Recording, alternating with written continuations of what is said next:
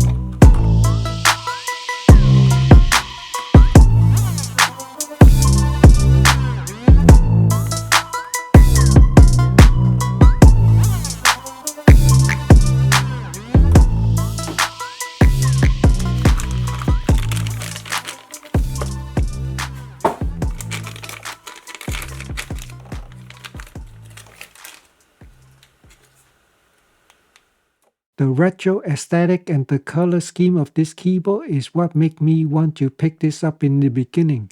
Mechanical keyboard, yes, but not swappable. Backlit, yes, but not RGB backlit. Just your standard LED white light for backlit. Same here, wireless, yes, but Bluetooth only. This keyboard lacks and doesn't have wireless 2.4 MHz capacity for gaming that most keyboard nowadays come standard with.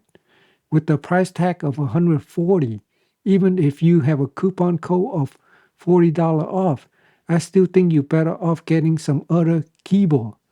Upon typing it, there is no damper within the keyboard, just hollow and it echoes like something you will never believe. Later on, I will type something and you will be the judge on the sound. My thought and my recommendation is if you buy this, put some damper foam under the board to stop the echo when typing. Buying it for the look, not for the enjoyment of typing.